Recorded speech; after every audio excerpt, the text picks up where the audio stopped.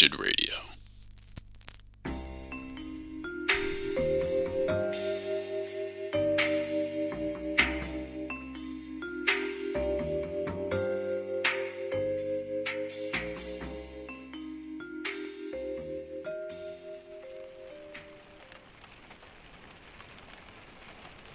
I'm a 20-year-old female, and I recently moved into this new apartment with my boyfriend.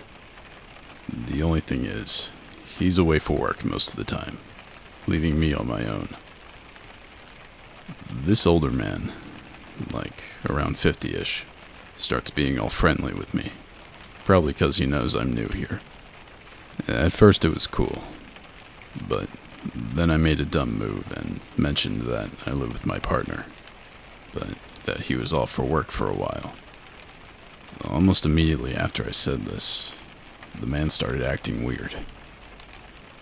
The older guy starts knocking on my door almost every day. If I don't answer, he waits for like 5 minutes and then leaves. One day, I was outside in a grassy area, chilling with my 2-year-old brother, who I have over sometimes. And here comes Mr. Creepy, heading my way. Thinking quick, I scooped up my brother, and the guy started asking questions about him. Then, he tries to grab my brother right out of my arms. Like, seriously, what the hell? I managed to hold on to my brother and pull away, making some lame excuse about needing to feed him. That was the last time I dared to be near that guy when my brother was with me. Confrontation isn't exactly my thing. Unfortunately, there's more.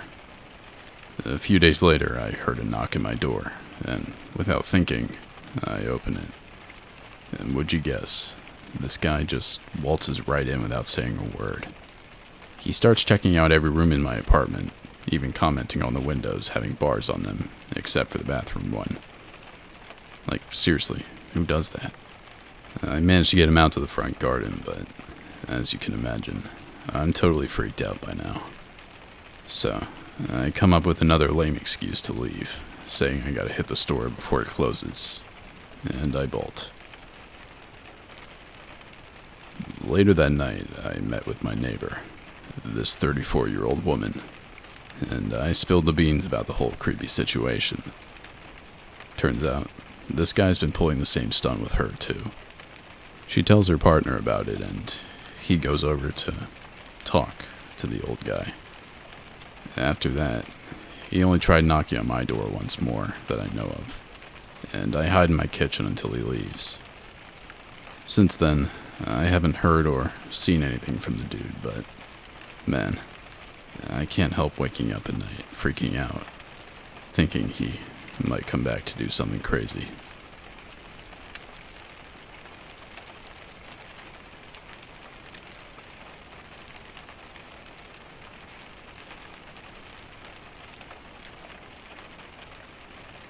Almost a year ago, I was fresh out of college and had just moved into an apartment with my middle school best friend and her fiancé.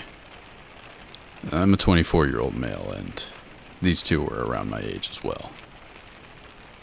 This was after a long period of not seeing my best friend in person. My best friend and I had a long-standing relationship with a few rocky periods. I didn't know the fiancé well, but I had met him a couple times. He came off as kind of rude and loud, but mostly nice enough. I let a lot of his annoying behavior slide because she was so in love with him. I really just wanted to spend time with her more than anyone. Over the course of a few months, I slowly discovered that she was trapped in an abusive relationship with the most classic example of a malignant narcissist imaginable. Their quote-unquote fights escalated to the point where he was completely trashing the apartment, breaking her stuff, hiding her car keys, blocking the door, and grabbing her so hard that she had bruises. All this while hurling out the worst insults he could fathom at the top of his lungs. This guy is about a foot taller and 100 pounds heavier than me, so there was nothing I could really do other than give her a ride somewhere else away from him until the next day. He didn't like when I did that. Once it reached the point of physical harm against her, I put my foot down and demanded that he move out or I would call the cops. He wasn't technically signed on to the lease, so I could have him kicked out if I wanted to. He begged for time and to find a new place. He was extremely drunk and high the night he harmed her, and he promised to stay sober until he moved out. Not wanting to escalate things, I agreed on the condition that nothing like this ever happens again. My friend and her fiancé broke up soon after that. 3 weeks pass and everything's going great.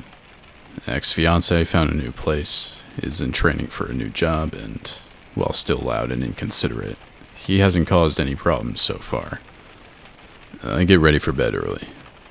I have an important meeting early tomorrow, so I put on some pajamas, locked my door, and tried to go to sleep.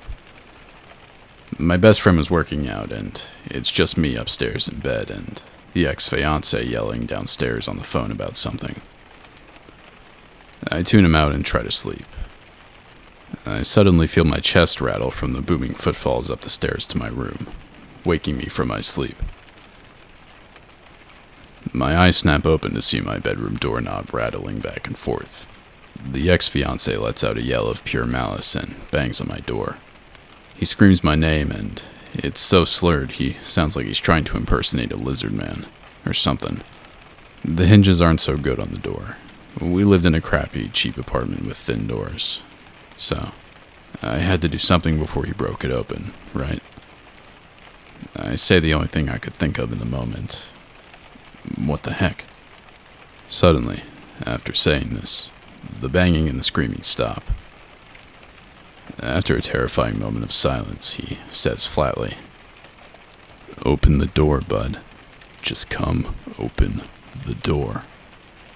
Instead of doing that, I grabbed my essentials and jumped out the window. I was on the second floor, but we lived on a hill, so the fall wasn't quite that high. However, I still managed to fall wrong. I hobbled as quickly as I could to my car and peeled away. I called my best friend and warned her not to go home. We made plans for her to stay with her friend after she got off work. I made it to the friend's house and passed out for a few hours. I later woke up to a call from my best friend. He traveled all the way to her workplace with a knife and broke in. He assaulted her and held the knife up to the throat of one of her clients, saying that he'd kill him in front of her.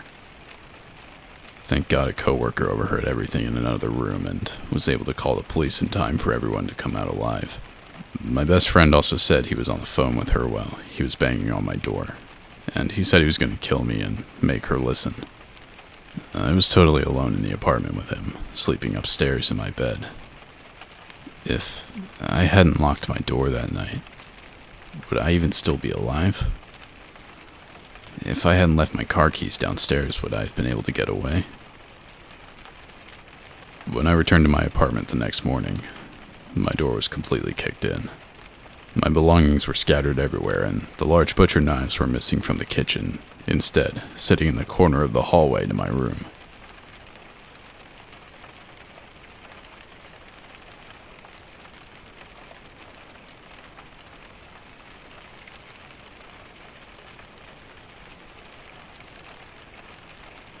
A few years ago, I worked in a busy but dangerous area of Rio de Janeiro. There are just too many streets where local criminals can ambush pedestrians, mug them, and effectively run into hiding. One day, I worked until around 7 p.m., and my fiancé picked me up. The streets were already deserted, so we decided to find a safe spot and call an Uber. We quickly found 2 men watching the entrance of a store nearby. One of them was a doorman in uniform, while the other one was wearing regular clothes and speaking into a walkie-talkie. So far, just regular Rio stuff. The second guy and I had some small talk about how dangerous the area was, after which we all went silent. The Uber we called was taking some time, so he eventually asked if I was sure it was coming. I checked my phone and confirmed that it was. This is when he decided to explain his curiosity to me. Well, today will be a especially dangerous day. We want to do something about these lowlives. As a cop myself, I find it distasteful. I immediately hit the shiver that came down my spine upon hearing this. Vigilante death squads are a big deal in Brazil, and a word to the wise is enough. I took a deep breath and played dumb. Then I proceeded to ask, "Are you a civilian or a military cop?" He looked over at me and smirked, and almost smugly he said, "Well, today, I'm neither." More or less, after a very long minute, the driver arrived. We said goodbye and left. On the following day, I saw almost no homeless people in the area. I knew why they didn't want to be seen there. I never saw anything happen on the news. No, this must sound like conjecture to anyone who doesn't live in Brazil, but trust me, this stuff is reported on almost a weekly basis. Every Brazilian I tell this story to agrees with me that a massacre must have taken place.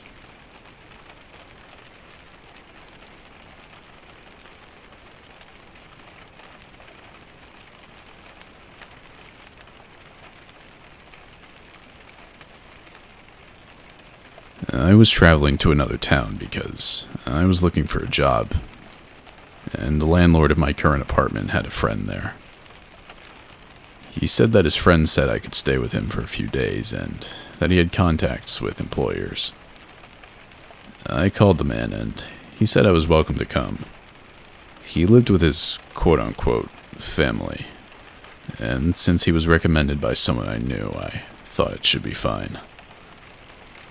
After I arrived, things seemed normal, but soon I realized he was divorced and his kids didn't live there right now.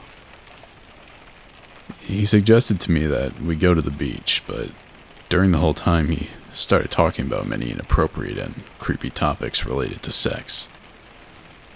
I felt very uncomfortable with this and told him that it was weird to discuss such things with a stranger.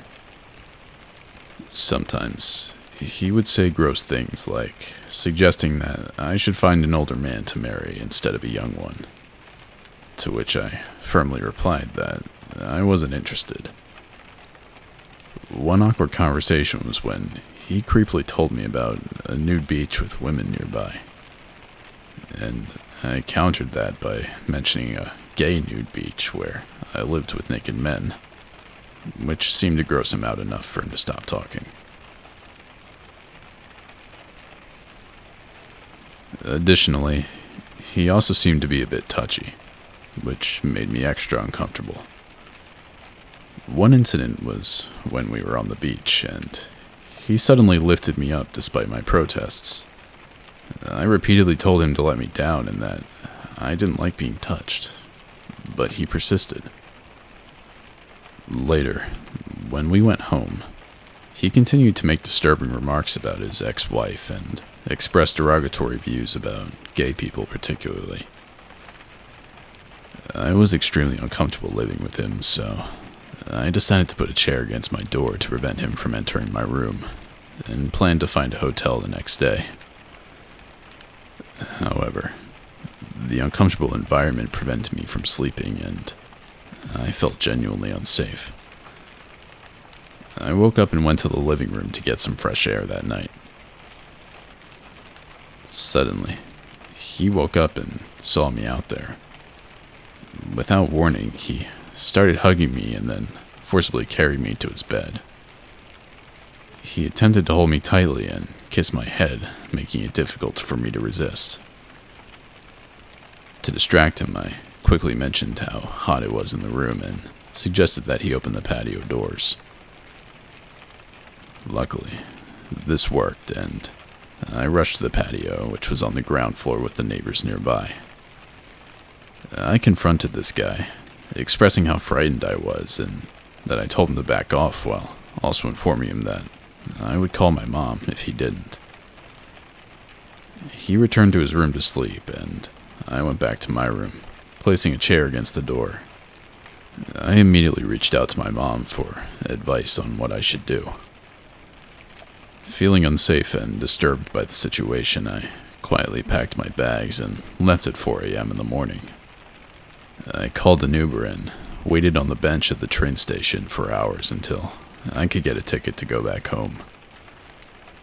At around 9 a.m., he started calling me and asking me where I was, but I blocked his number. I later made a report to the police, and I'm relieved to see that they're taking this seriously. During my research later, I found court documents suggesting that this guy had been accused of assaulting his ex-wife and sued by his landlord for not paying rent. It also appears that he doesn't actually work as a teacher at the local high school, and he lied about his credentials. This entire experience has been distressing, but I'm glad I took action and reported the incident to the authorities. I hope this man faces appropriate consequences for his actions, especially considering that I figured out he has a 9-year-old daughter.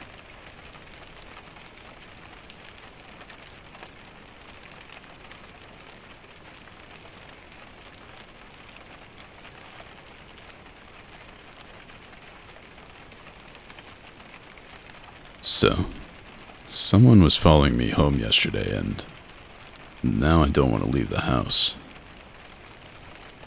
I'm a 15-year-old female.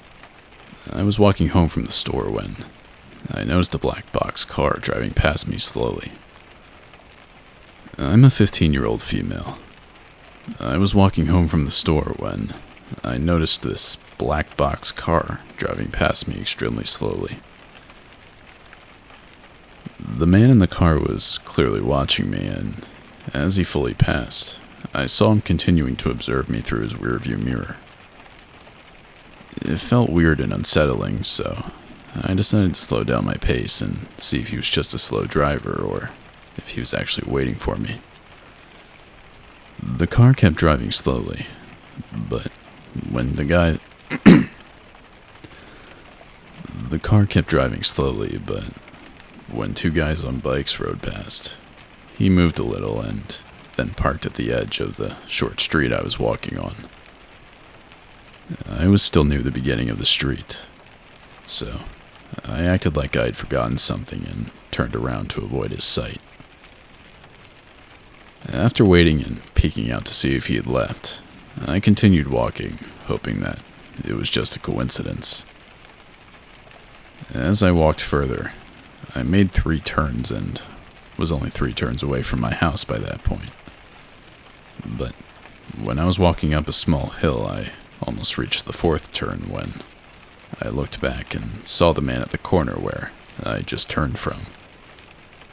It became evident that he had circled back around to find me. He sat there watching me as I continued walking until I got up the hill and turned the corner.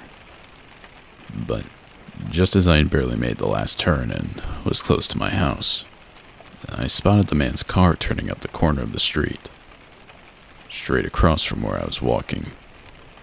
It seemed to me like he was waiting for me. Feeling scared and vulnerable, I quickly pulled out my phone to call my mom and walked the other way. He proceeded to leave immediately after I took out my phone. Thankfully, my mom came out to walk with me back to the house, and I didn't see the car for the rest of the day. However, the fear and anxiety lingered. I can't stop thinking about what if he comes back, especially when I'm alone or when nobody's home to call for help. I'm terrified that he knows the neighborhood where I stay and could be waiting for me.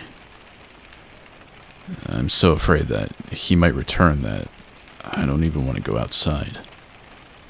I don't want to risk showing him where I live, especially because I'm home alone very often. I have summer school to attend, but I'm scared to leave the house in fear that he's still waiting for me. I'm constantly looking out the windows, hoping to spot any signs of him. The fact that he was also at the store I visited suggests that he might live nearby, only adding to my anxiety. This experience has left me feeling unsafe and vulnerable overall. I know I need to attend summer school, but the fear is just overwhelming. I just want to stay inside where I feel somewhat protected.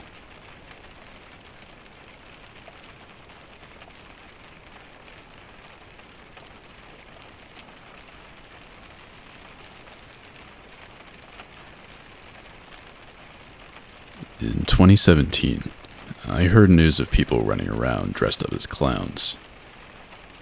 But I typically brush those things off because I had my own problems to deal with at the time.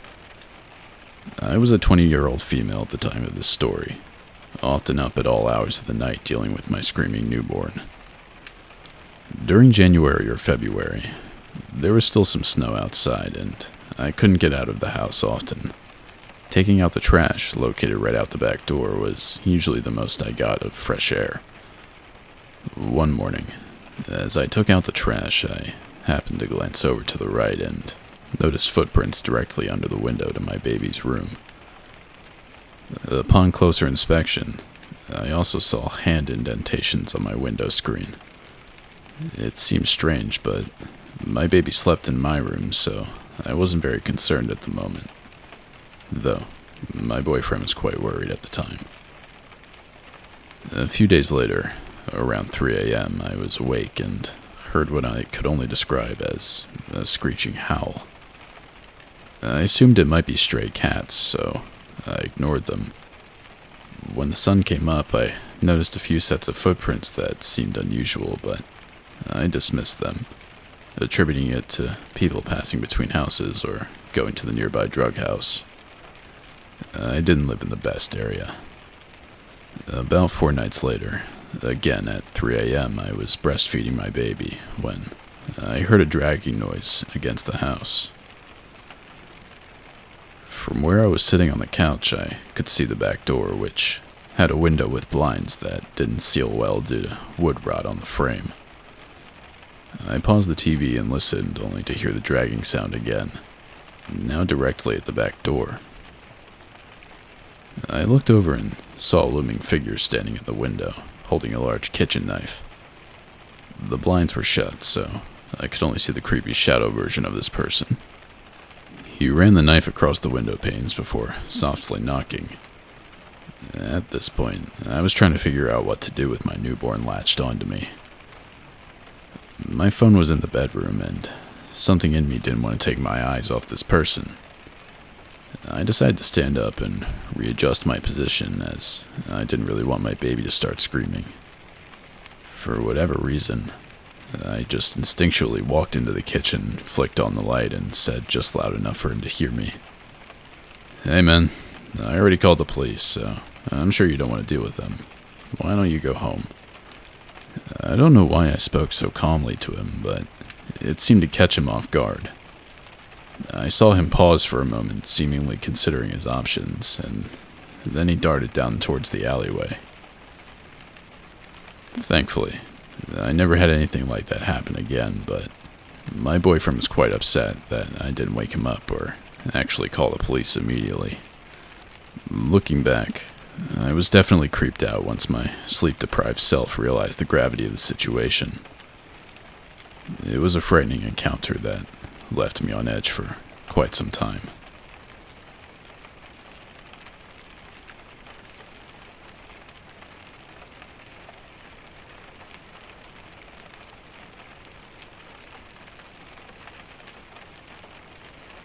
Last summer, I took 2 of my kids and 2 of my daughter's friends to a Renaissance fair.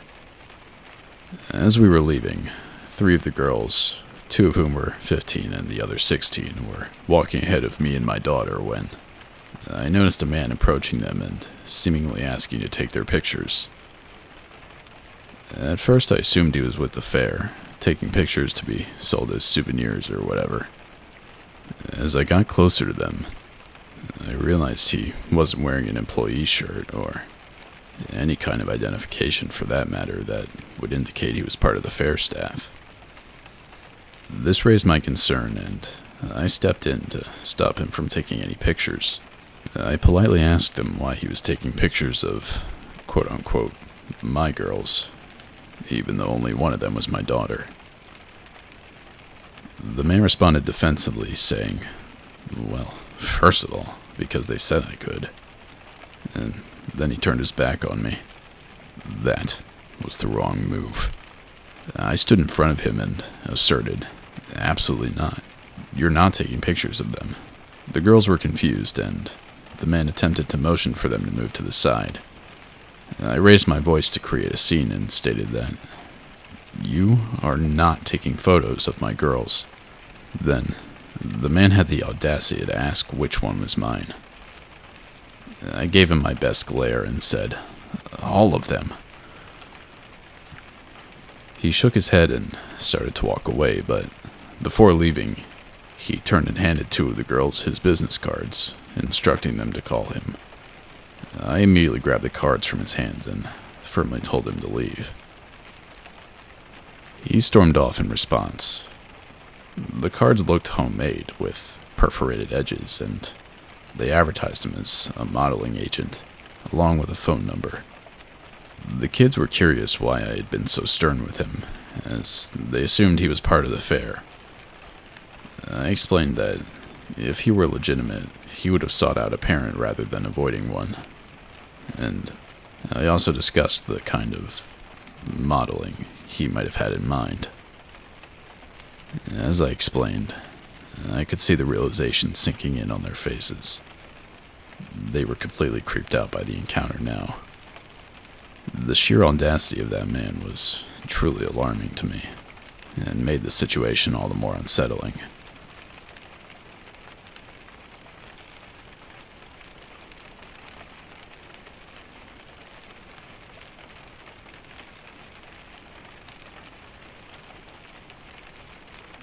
I'm an avid mountain biker. Ever since I was around 13 or 14, I've always loved riding on the trails. It was good exercise, but I mostly enjoyed listening to the music and pedaling. I never tried to time myself on a particular trail. All I really did was keep track of my miles. One day, I decided to go on a ride at a spot I hadn't been to before, but it wasn't one of my usual trails, so I wasn't very familiar with it. Nevertheless, I felt comfortable enough to ride the trails that I had done in the past. On one particular day when I arrived, I met a girl who was getting her pack ready and she proceeded to strike up a conversation with me. She seemed friendly and we seemed to get along well. She introduced me to her boyfriend, who was also a mountain biker. They both appeared to be about my age, and there were no red flags immediately at that moment. They asked me if I wanted to join them on their favorite trail, and I saw no harm in it. I also wanted to get to know the area better for potential future rides. The trail they took me on was new to me, and they were both much faster than I was. I didn't back down from a challenge, though, so I kept up, staying about 10 feet behind them throughout the ride. We ended up stopping for a brief water break, and during that time I noticed the girl had left her backpack open in a slightly suspicious manner. At the time, I didn't think much of it. Suddenly, without any warning at all, while I was trying to take a quick break in the trees, they started laughing and took off, leaving me behind. I hurried to catch up to them, but they were already out of my sight. To my dismay, I realized that both of my tires had been slashed, leaving me stranded on the trail. Feeling lightheaded and in shock, I sat down for about 10 minutes, trying to decide what to do next. The scorching sun only added to my discomfort. Eventually, I gathered my strength and started walking back down the trail, pushing my bike with me. After about 15 minutes of walking, I came across a wire on the trail that, if I'm honest, could have easily caused serious harm if I had been riding. It made me question whether they had put it there, but I'll never know for sure. I removed the wire with my Swiss Army knife and decided not to continue down the trail. I pushed my bike back up in the opposite direction and walked close to 6 miles until I reached my car. Afterwards, I stopped by a nearby bike rental shop to inquire about the two individuals. I provided a description, but it wasn't nearly enough to identify them. The shop offered to call the police, but after the day I had, I just wanted to go home. Looking back on it now, I regret not reporting the incident, as I wondered over the years if they had done this to anyone else. I still feel a level of guilt about that decision. Since then, I haven't returned to that trail, and I no longer go mountain biking alone. Thankfully, my husband is also a mountain biker, and I always have a buddy with me now. This experience has taught me to be cautious and not always trust appearances. It's important to stay safe and look out for each other.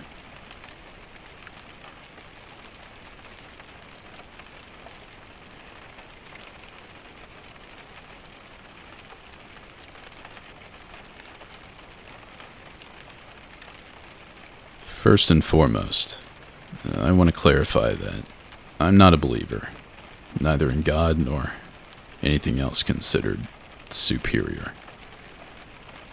I've never been curious enough to explore such matters, and even if God does exist, I simply didn't care because it seemed clear that I wasn't his favorite, given the multiple surgeries I've undergone from the day I was born. I'm a 27-year-old male who has experienced numerous heart surgeries throughout my life. It all began with a heart murmur and an open heart valve repair when I was born. At the age of 16, I had an aortic valve replacement surgery, and at 23, a stent was placed in the coronary artery near my heart. Right now, I'm finally in the clear, and there are no apparent problems, at least for the near future. My previous surgeries had gone well until the third one came around.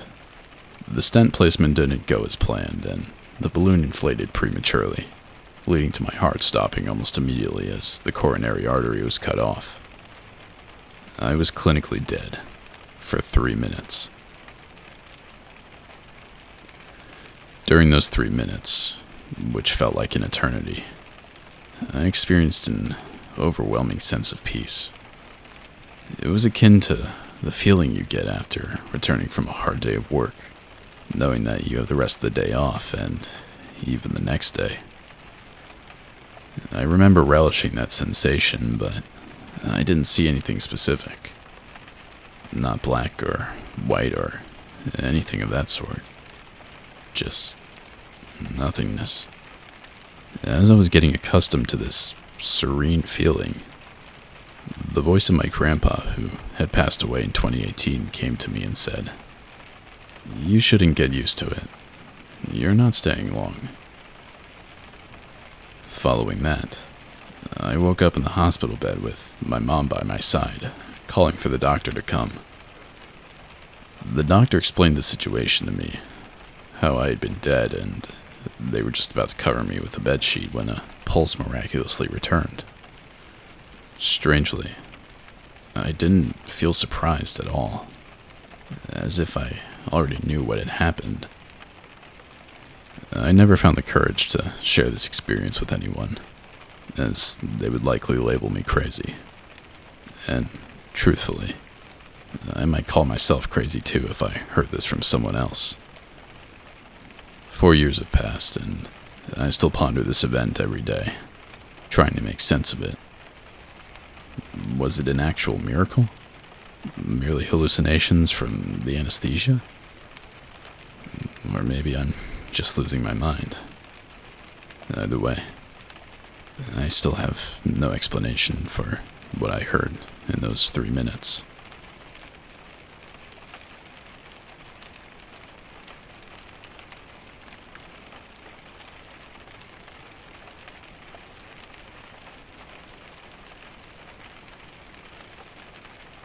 Back in 2016, I was a homeless and drug-addicted teenager living in one of the worst skid rows in North America. My days were consumed by doing anything I could to get my fix, and I would often use drugs in a park where other vagrants and addicts frequented, all trying to survive the peak of the opioid epidemic.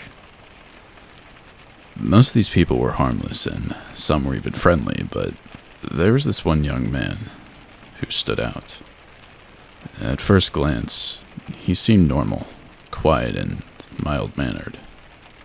But every so often, I would catch him glaring with these eyes that were so dark and empty, they reminded me of something like a shark's gaze. It sent shivers down my spine, and I had an unsettling feeling that something wasn't right about him.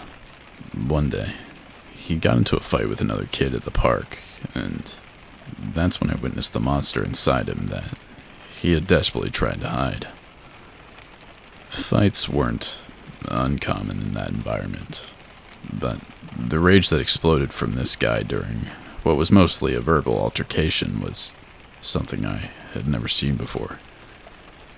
Even in my drug-induced haze, I could sense that there was something seriously wrong with him.